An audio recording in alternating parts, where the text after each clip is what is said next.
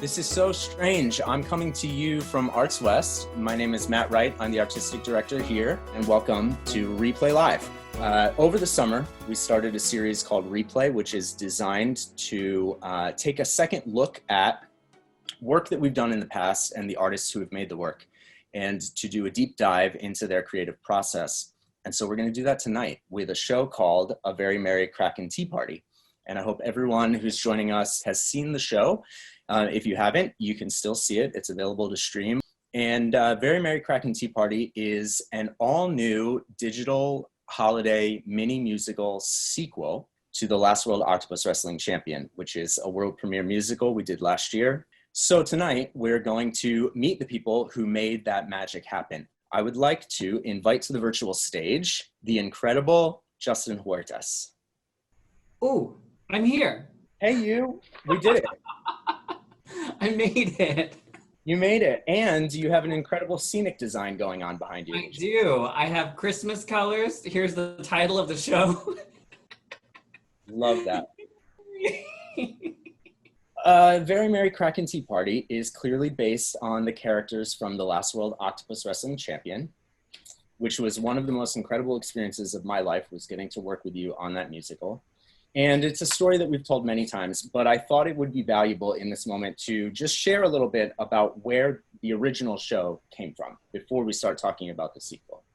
Yeah, so the story that we tell is this all kind of began at Solo Bar in Lower Queen Anne, where Matt was talking to me about wanting Arts West to produce an original musical of mine.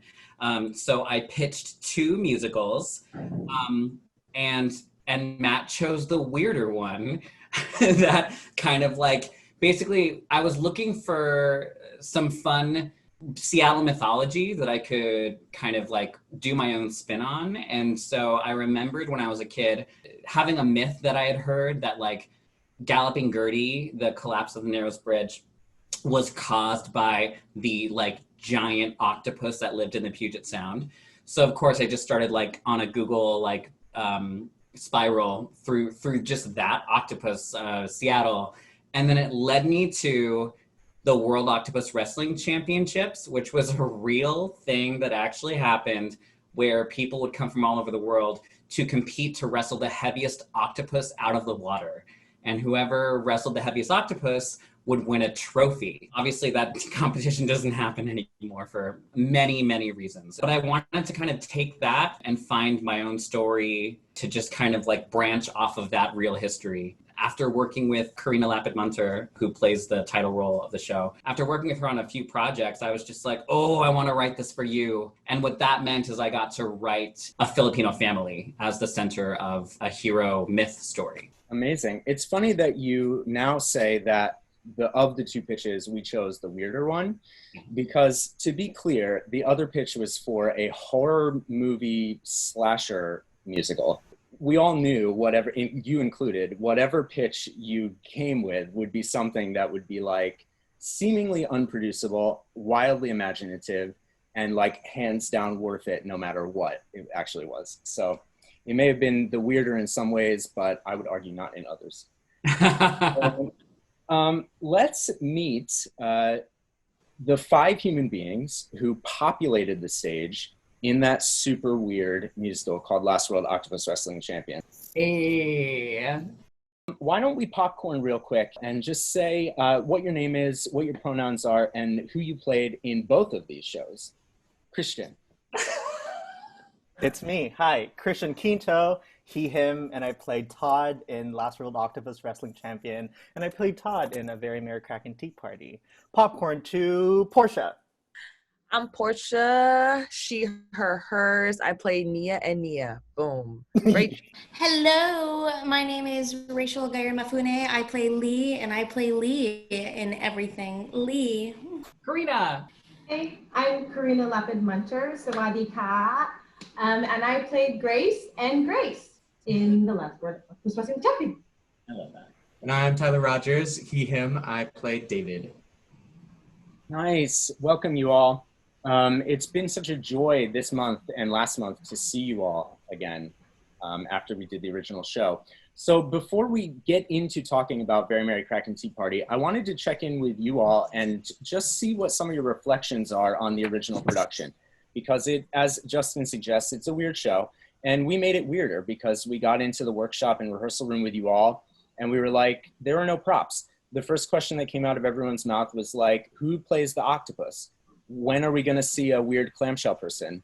And we were like, never. Actually, you're gonna be that with the help of the incredible Eliza Delpan Monley. So it was a weird experience. But what are some of your reflections on having made that show together?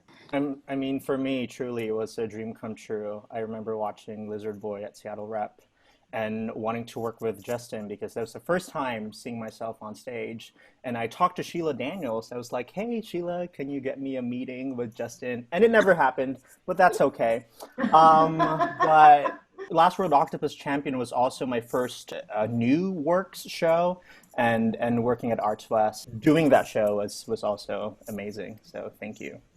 It was all just really good and like really comfortable, just every day, just the trust that every single person had for the other person. It's like we all knew, oh, we're in this room for a reason.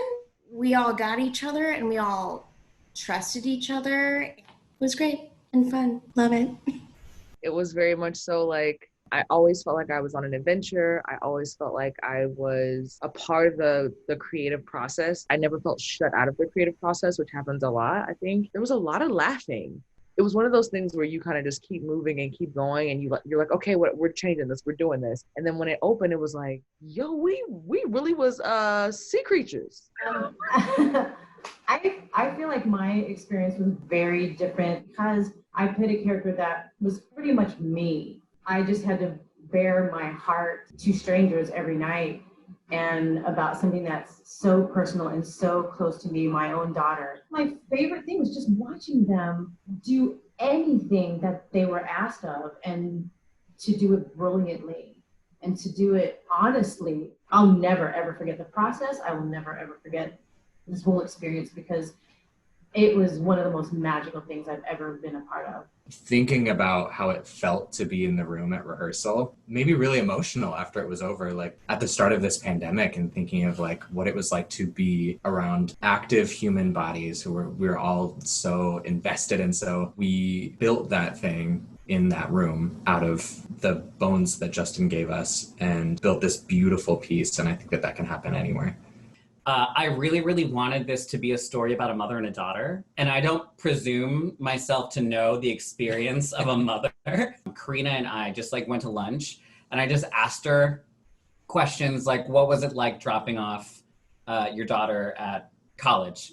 And then just like those kinds of stories that kind of flowed out of her were just so incredibly inspiring. And so much of Grace's story are like directly from the emotions, the words that Karina so generously gave me. So thank you, Karina, for making this musical what it is. I mean, so when we talked to you about the idea, it started out as an idea for a holiday cabaret, and we riffed on that a little bit, threw around some ideas about that, and then pretty quickly it became a musical sequel to Last World Octopus Wrestling Champion for the holidays, and very quickly after that, it was written in probably a week and some change. The songs were okay. So this was such a the original idea, yes, was to do like a Christmas variety show. We'll have them sing covers of Christmas carols. We'll have them do funny sketches over Zoom, and it'll just be like a Christmas celebration with the actors from Octopus. And so when Tyler, I mean, obviously Tyler and I are in the same space. We are partners. We live together. So when Tyler came home from work, his job requires him to go to an office. When he came home from work, I told him about the idea, and his first response was just like, "Oh my God, like a Christmas special." And then suddenly my brain was like, "Oh my God, like a Christmas sequel to Octopus." And I was so obsessed with that. And we were talking about how it's a really silly, ridiculous idea because it's like, that means a half-hour original musical with original music. And we all talked about it, the creatives, you and me, and Stephen Tran and Cameron Lee. And we decided, you know what?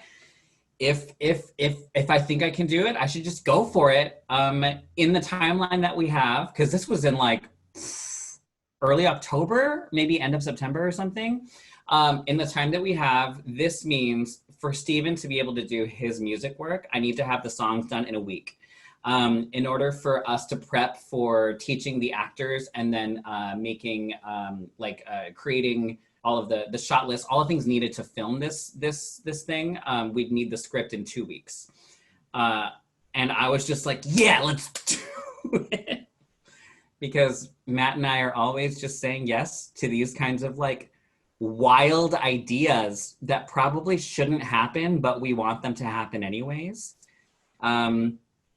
Cut to less than a week later, I have 5 songs and I've sent them to the team. And then less than a week after that, I had a full script that I sent to the team. And I just kept laughing. I'm just like, what is wrong with us? So once we had that material, one of the very first things that needed to happen was to create tracks for the actors in this musical. And so that is where the miraculous genius of Stephen Tran came in. I want to invite to the virtual stage, Stephen Tran. Hi, everyone. Thank you for joining us, Stephen. Of course. The first step probably is you get demos from Justin when you work on Justin, work with Justin on a project. But yes, beyond that, I don't know what the heck happens between that moment and when we get these masterfully orchestrated tracks to put in whatever project we're working on. So I was hoping that tonight you could share with us a little bit about what that process looks like. Yeah, definitely. A lot of it, I don't know. It just happens. But basically, so Justin works, Justin, you write on the guitar and you send me voice memos or other audio tracks of you singing on guitar. And I get that in a Dropbox usually. And usually for Octopus, I spent like weeks like listening to some of these things, like between the workshop and like when we had to do them. And I kind of like marinate in them and I like, oh, this to me sounds like it wants to be this genre or this like style. With this process, I had more like 2 days. So I just kind of like listen and do a lot of like dramaturgical research. I basically only listen to Christmas music for those 2 days to kind of like figure out what songs sound like. But once I get those demos, I kind of sit in my program, in my mixing music software, which is Logic Pro, which is what I use. And we're seeing some of it right now. And I plug in Justin's demo and then I find what the tempo is.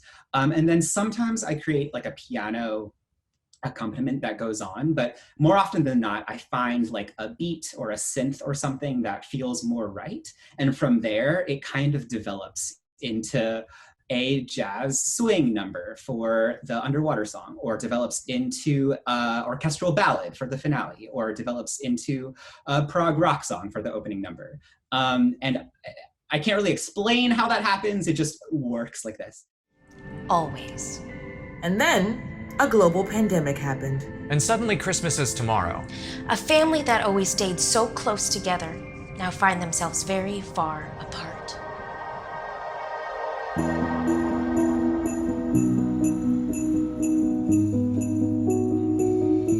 Apart means separated. Apart means being a piece of something. So yeah, so basically with this, I created a track. These are every single like horizontal row that you see here is one individual instrument. They're horribly named, but on the left you can see it says drippy piano, square bass, strings, choir, heavy metal guitar, sleigh bells. There's sleigh bells in every single song. Narration, other shoe, old narration, scratch track, etc. So this is just like where I lay out all the tracks. I think this one has like 100 tracks because it's the opening number, it's the narration, it's the scratch tracks, it's all the vocals. And just really quickly how it gets into the actor's hands is that I send a track back to Justin. He sings over it, every single part. So like sometimes I'll write the harmonies, sometimes Justin will write the harmonies. He'll sing every part at pitch, and then I'll layer that together. So right, Justin will be singing like in Portia's octave, in Rachel's octave. And that's how we kind of like taught the actors the harmonies. And that is what the scratch track is my accompaniment with Justin singing over top of it. And that's what we used to basically teach the actors remotely. And then all of the actors recorded everything, mostly like in their closets on their iPhones. And then they would send me their tracks. I would mix them. And then I would send them back to the actors to use for filming.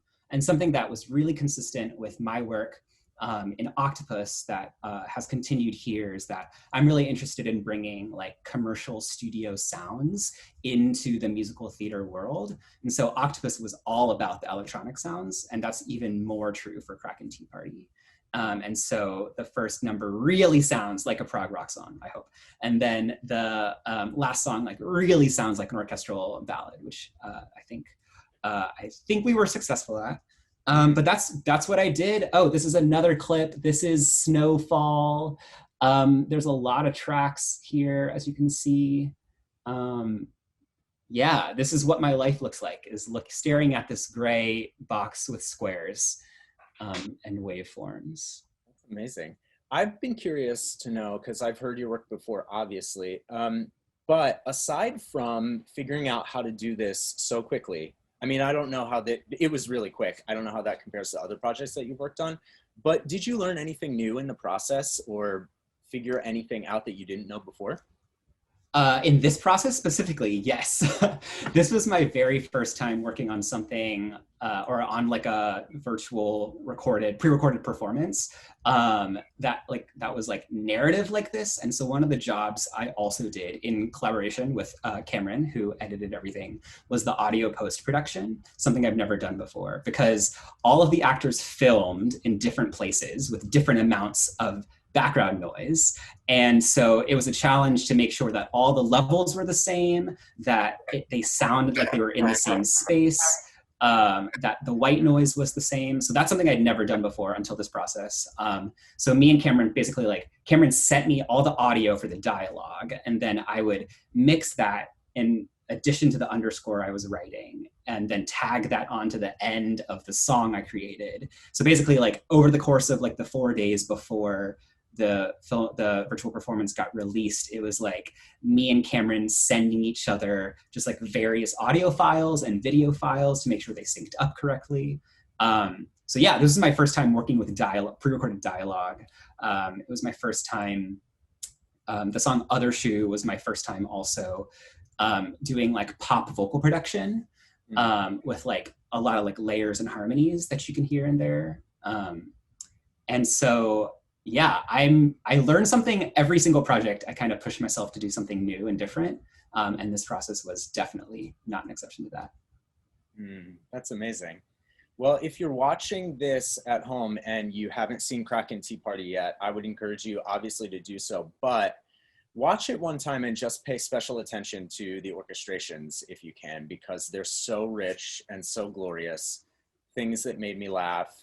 The bass clarinet descending scale in the middle of Kraken Tea Party when it goes into the pa feel, I think is what I'm remembering. Yes. But it's one of those things that you hear and you're like, did he get a bass clarinet player? Like, what is he doing right now? But no, it's Stephen having an idea and Stephen figuring out how to make it sound like a real thing. So it's a pretty special thing that Stephen has done on this. So thank you for that, Stephen. Of course, my pleasure. So now we want to talk a little bit about the filming process. Justin, do you want to just fill us in real quick on what the setup was? Because that is something that you brought to the table that I wasn't aware of. How best to film oneself while playing a scene with an acting partner and that sort of stuff. So what did that look like? I really, really, really wanted to give the actors an opportunity to actually have scene partners. We basically gave them the opportunity to act with each other over a real Zoom call while they had their phones set up, filming them at whatever angle they needed to film them in. In the final scene, this is what we're seeing a picture of, is the final scene is a Zoom call, but we didn't want to film a Zoom call. We wanted the film quality to be the same as all the other shots. So they put their iPhones on tripods with their ring lights, and they actually had a real Zoom call, but we took the iPhone footage and edited it into a fake Zoom call interface. And that's kind of what we did for all of the scenes. I mean, all of the actors, you know, are interacting with each other. They all had each other over Zoom to act with their phone cameras kind of off to the side, capturing their performance at an angle. And then we just used editing and movie magic to make it look like they were in the same space.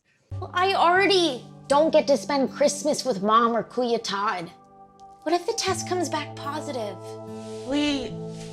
You keep waiting for something bad to happen, but what happens now is no matter how bad things get, we go through them together. If I have COVID, we can't go through it together. I'm gonna be all alone. Awesome. And cut it. I like that too. Okay. Yeah, that was a good take. Tell me, actors, what is it like to have to set up a shot, light yourself, act sometimes to no one, or sometimes with someone on Zoom? During the first David Todd scene, where you're hanging up the Christmas tree lights. Yeah, Christian's supposed to be sitting down below holding a ball of lights. And so in both of our separate apartments, we had to create a ball of lights at the end of a strand. And then at one point during the video, he like hands it up to me. And it's my hand. Yeah. Handing Tyler the...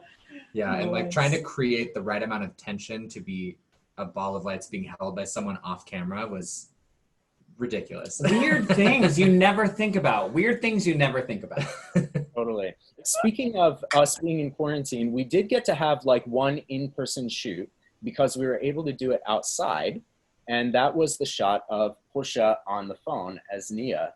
So how did that feel, Portia? I mean, I can tell you how it felt to me. I was overjoyed to be in at least a 6-foot vicinity of another human theater maker making theater. I was real excited to see y'all. I was real. I think I giggled the whole time y'all were there. Like it was like, however, what I distinctly remember on top of our amazing connection and artistry and creativity was that was the one day in Seattle that the wind was blowing about 30 miles an hour. We had to go inside in between takes to warm up. It was so cold. It was so cold. And we had to figure out, because we were also using lav mics for the first time. None of us had ever used them before. And so we were doing a lot of like trial and error with like, let's put a lav mic on Portia. Oh, the wind really catches that. And so it was just a huge kind of learning curve with figuring out how to capture this performance while trying to stay alive and not capture wind sound. And then one of the first shots we got actually was with Rachel. And so Rachel was kind of a guinea pig for us. I think it was Other Shoe we did first, right? I was like, Rachel, can you hang those Christmas lights up in any old random way on your wall? And Rachel was like, sure, got it. Hangs the lights up. And then Justin is like, what if the left side comes up a little bit? And Rachel's like, sure. And Justin's like, what if the right side comes down a little bit? They're still up. They're still up. Are they still up? By the way, I had a new respect for like every other person who does every other thing in a show that I'm not doing. It made me realize how much I need to appreciate even more, like everyone else in the room, like stage managers and the lighting designer and the sound designer, and just the simple thing of me getting stressed out by having to like refilm scenes and recreate the same ponytail. Yeah. I was like, oh my God, Rachel, get it together. Like, my whole apartment was like taped out for like a week, just like taped out with like where the plants in my room were, or taking pictures of like where the pillows and or even like you took out marks for yourself so that you'd be standing or sitting in the same place every single time. Yeah, dude, and just like keeping that tape there, and like and all of the taped out things in my room, like me going to sleep and then like seeing all of the tape on my wall and on my floor. I'm like, Kraken tea party. It was just all around me. So it was. And we filmed we had 5 days to film, right? and like finding time to film amidst like muggle job, your work job, and like other things that's happening in the world and pandemic and all that stuff. I'm very grateful for Justin and Matt for having the vision so clear in their heads, and they can just tell us like, okay, we want the lights here, we want the bed here.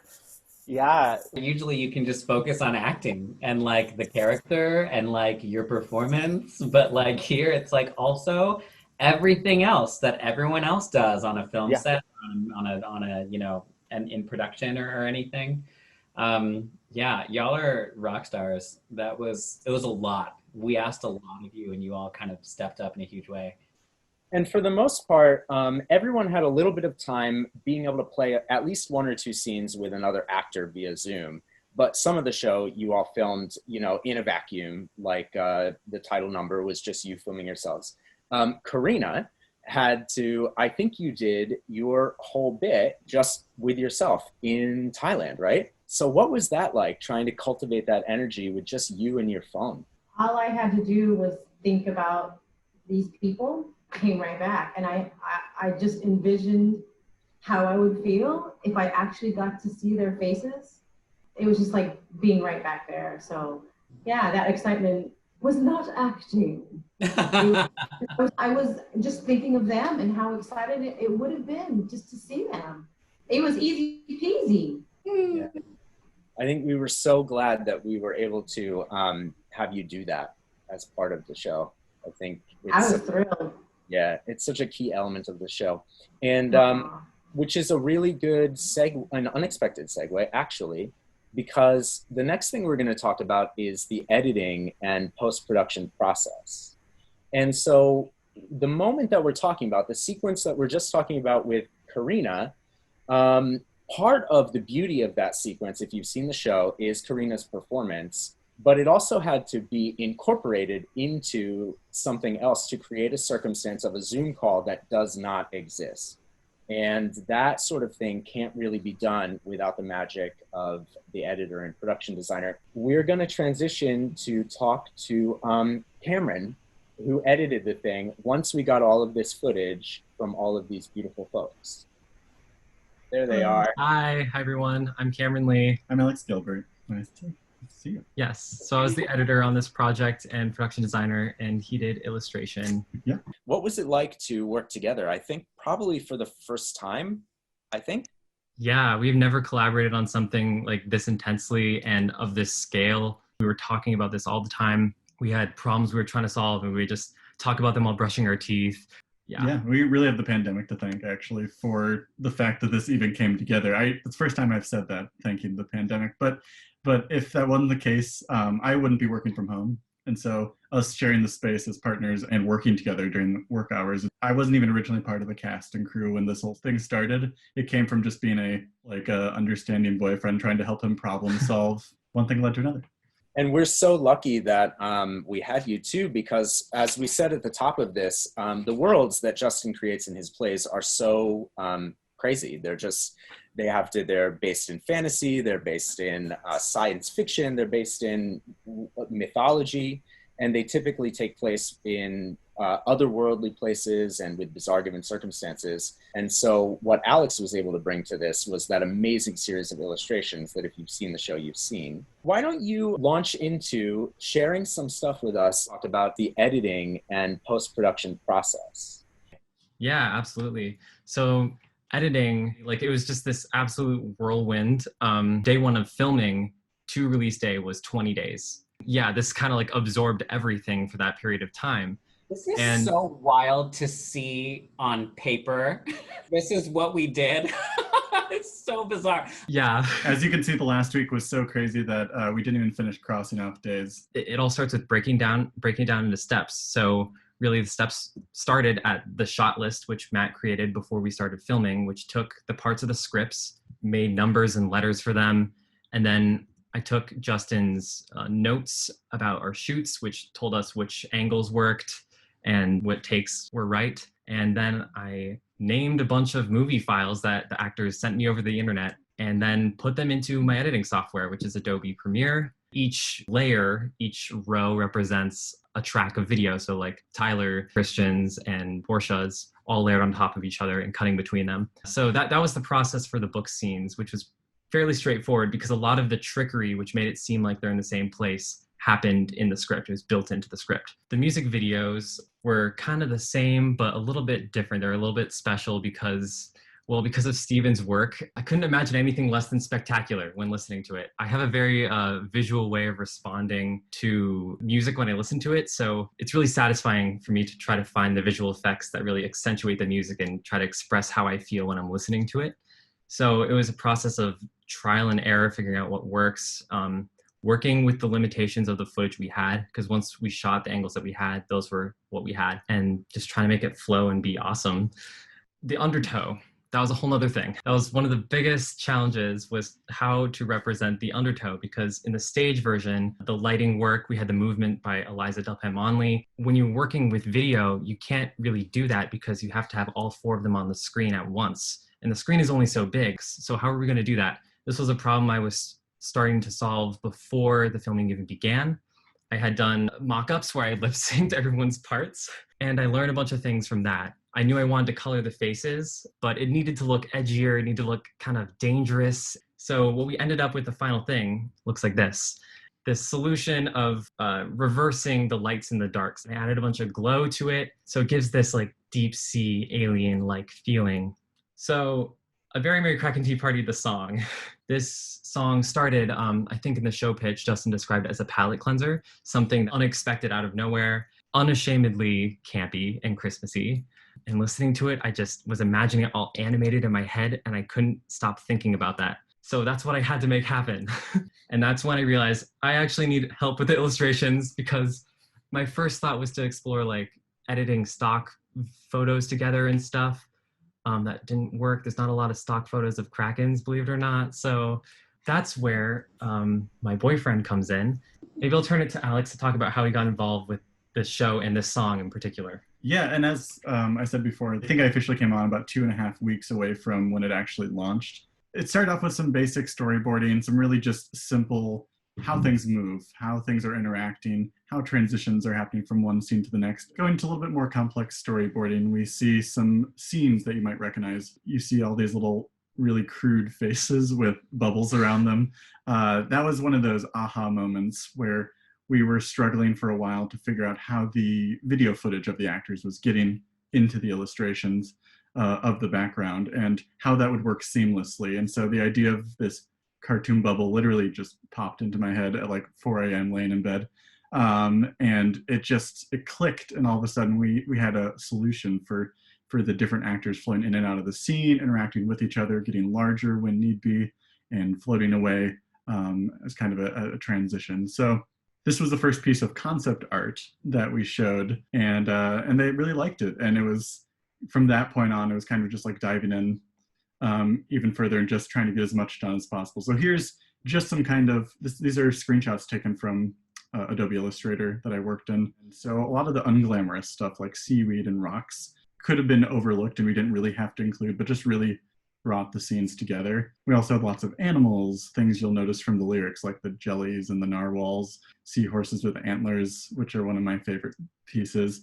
We also had some other things you'll notice from other scenes, like the coral sleigh, which is a broken down rowboat.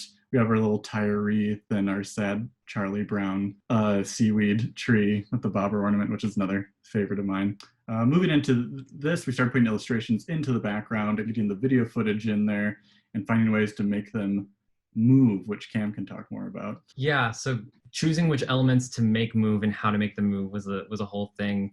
Trying to find the simplest and fastest ways, but most effective ways to make the move. So like the strands of kelp kind of waver a little bit. Also, you'll notice that a lot of things in the background look like they're far away, which is partly a color trick and partly actually because we decided to lay this out in 2.5D, which means, here, I'll just show you. We have a 3D composition that all the flat pieces exist on. So the things that are in the distance are actually further in the distance. That way the camera, which is represented by this kind of trapezoid box here, when the camera moves, you get that depth parallax effect. I did this all on a laptop, and it was struggling to like render it in real time. So there's lots of technical difficulties. Other visual effects like glowing was something I used a lot.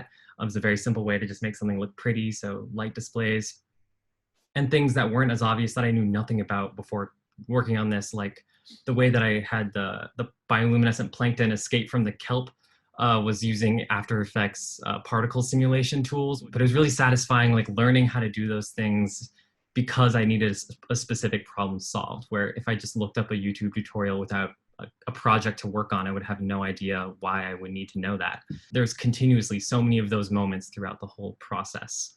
And this is what Adobe After Effects looks like. Yeah, this kind of scale thing I'd never done before. So it was really exciting too. Yeah, and then moving on from that, I know that like the finale is the one that we kind of put off for a while because it's this epic buildup of music. We had to have something visually that would match that, and so Cam suggested this swirling buildup before the final chorus, which this is a mock-up of that. So you see the sceneries change, the colors are brighter, the oranges replace like the greenish blues, and there's actual Christmas decor. You have a garland and this coral reef that actually is animated to grow. All these things that are just campy and over the top and just so much fun to draw. And I would draw things, I'd be like, oh, Justin's really gonna love this. That was really exciting to kind of build up to that. And you see this is how it all came together really fast. Like that, the dream pops and goes away and we get back to reality. But that final scene, I think, just came together so nicely and put a nice little touch on that beautiful song. Yeah, so that was that song. Yeah, so thanks for hanging in there. Yeah, it was amazing what you guys were able to accomplish. Thank you, Alex and Cameron, for all of your hard work to make Justin's crazy world come to life. Yeah, thanks. I'm so happy to be involved in this at all. I mean, your work really just like boosted this entire thing to a whole nother level. Further than I was expecting. Like I would ask him for just like something really simple, like, oh, just draw like a cartoon fish. Like I just need a fish. And then he would draw something that's like the cutest fish I've ever seen. And it has a Santa hat on. And like his enthusiasm for this like bubbled over the top of mine. And it was just something else. There was a few nights I think I had trouble going to sleep because we were just excited about it in that final week. That's amazing. Thank you so much for giving us a window into that process. Like it was this amazing tutorial. Awesome. So this is the time when we bring back everyone so that we can answer some questions. The first one came up early on from Annalie, and it's probably for Justin. How did you come up with the sequel? What was the inspiration and jumping off point to continue these characters' stories? Knowing that like the excitement that I got from Tyler's accidental brainstorm or idea of like it being a Octopus Christmas special, I was already obsessed with that. But then I also knew there should be a reason we're telling the story. It can't just be like the characters doing their thing on Christmas. I wanted to really like I wanted a reason to revisit them. And this was happening. This like the conception of this musical was happening during the time where my family like made the decision that we were going to spend Thanksgiving and Christmas apart for the sake of each other's health and safety. So those feelings were very, very fresh and got me thinking about what would happen to this particular family who we created in Octopus. What would happen if they're faced with the same thing, basically, where they're not allowed to see each other for whatever reason. Well, the reason being the pandemic. The pandemic is a thing in the show. It's in 2020. So that's kind of where it came from. And I just like know and love the characters so deeply that it became very easy for me to imagine how they would react to the pandemic and quarantine. Awesome. We have another question for Stephen, actually. It's, you mentioned that the actors recorded their songs in their closets. Were they lip syncing to their own tracks during the performance? And then a comment for y'all. If so, that was incredible lip syncing. Yeah, the answer is yes. So everything you hear in the virtual performance is basically what the actors were hearing while they were filming. They would play them out loud on a second device that was also their Zoom device, probably like a laptop, and then they were filming themselves on their phones, and they would just be lip syncing along, and all of them are great lip syncers. But that was the only way to ensure kind of the audio quality I was looking for, and also the kind of level of control, because something we didn't see, but is that a lot of these actors would sing many, many takes, and then I would what's called comp the vocals, which is take words from different takes, basically so that I could very, very much control what like every single word sounded like, which is what happens in like studio recorded pop music, is that you have a lot of takes and then you splice them all together. It was wild because the actors sent all these takes to Steven. Steven would put together like a rough mix for them to lip sync to, like mere days later. He will put it together into something that like they can lip sync to, and then while the filming is happening with the lip syncing and everything, Steven is at his desk, like continuing to mix the music and refine the orchestration so that we land on like what you hear in the show, which is the final versions that Steven has mixed. Yeah, there's a lot of departments working at the same time in this kind of recorded world. Yeah. Nice. Steven, also another question for you. In the bridge of Other Shoe, it sounds like there's a reverse tape section in the orchestration for a few beats. So effective. Is it the melody? I am so honored that question, because that's like one of my favorite tiny details. Thank you, anonymous attendee. Go. Yes, so it is so the sound of the show, there's two instruments I use everywhere, and one is a muted piano, a la Niels Fromm, and then the other is a like clean Stratocaster guitar that's like British indie rock. And so what I did was, that's the same guitar that you hear in the beginning of Other Shoe, and I just played it on my keyboard and during the bridge, and then I decided that the bridge needed to sound a little weirder, so I just reversed that. So if you were to reverse that, it would just be notes. I should have used the melody, so that's a good idea for next time. But I printed it, I reversed it, and I chopped it up. We have one final question, and then we have to wrap up, although we could sit here and talk forever and ever and ever. But one final question from Peggy in the Q&A. Was the final cut the first time the actors saw it put together, or did they see it in the process? Actors? That was the first time. The first time together. And actually, I don't know about y'all, but I didn't even watch my own videos. Oh, I didn't watch my videos. I his own video and then submit We all did it to the Dropbox. Do not watch it. Here's take one. Here's take two. That is none of my business. Every one of us, we were just like, we're just gonna wait and we're gonna see it. And Right.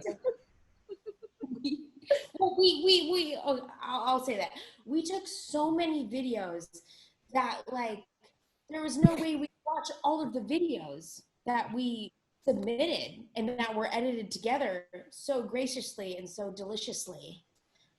So when we saw it, it was new and we did it together and it was so beautiful. Yeah. We did not see it at all. It was amazing. And for them to add like flashbacks from the first show, I think it broke Karina, you guys. Like when we were watching the show, like live streaming the show together, it broke Karina. Yeah. The minute it started. Yeah. I know. I miss you guys so much. And that's the one thing too, is like when I got the message, hey Karina, we're thinking about doing this. Would you want to be a part? Yes. Let me let you finish the question. Yes. Just to be a part of this halfway around the world, and then to watch it, it was like, what? Mind blown. It was so fun. I was giggling, I was laughing, I was sobbing, oh my God, all the feels. Yeah. All the feels. Yeah. Justin, ugh. This was like, I mean, I'm so proud of this piece. I'm so proud of all of you and all of your work. This was such a huge child of like made of like the ultimate collaboration in so many ways with all of us. I think the thing that sticks out in my head the most is I wrote the song A Very Merry Kraken Tea Party, where the creatures from the Undertow are imagining Christmas underwater. And the bridge used to begin with the phrase, we want light displays that you swim by and admire. But Steven was doing this thing where he was trying to plop in as many famous like Christmas songs in the orchestration as he could. And he plopped in Mariah Carey, do, do, do, do, do, do, we want that, that, that. And so because he did that, I took out the we want and dropped in all we want for Christmas is light displays that you, and then cut to Rachel records it, sounds like a freaking rock star. And then cut to Cameron and Alex create this like, this like spotlight with like the sea stars and the lights. Just so, it feels like such an out of nowhere in the best way, like pop star underwater moment. And that's like one of the moments where I'm just like, we would not have landed at this specific thing if it weren't for every single person involved, you know? And there's so many things in this show that are that is true of. And you see it, you know, like when you watch it all the way through, every single detail, it's like, that had to be that because of this, this, and that, and this person and that person. And without them, it would be something completely different. Yeah. But like, I'm just so proud of our collaboration because it was just so, I mean, it was so fruitful. It was so beautiful. And I'm really proud of it. Yeah. And it's a beautiful reminder too. It's like so much of the magic of the stuff that we're making together has to do with the alchemy of the people in the room and having incredible people with incredible ideas and incredible hearts come together and make something, which is something we're used to in the theater because we're like lovers, all of us, and we get into rooms and like love on each other and try and make stuff. So the fact that we were able to do that even in a digital space from various corners of Seattle, from various corners of the world, I think is a huge, huge testament to the minds and the hearts of all of the human beings on this screen right now, that we were able to come together and make all that stuff. So thank you very much for the gift of Very Merry Kraken Tea Party, everyone. And if you've seen it, watch it again. If you haven't seen it, watch it for the first time, and everyone recommend it to your friends because it's a special treat for the holidays. So thank you very much. Replay live. First one down, Very Merry Kraken Tea Party. Have very happy holidays, everyone. And we're sending you so much love from all corners of Seattle, America, and the world. Good night. Hey. Tell your friends. Tell your friends.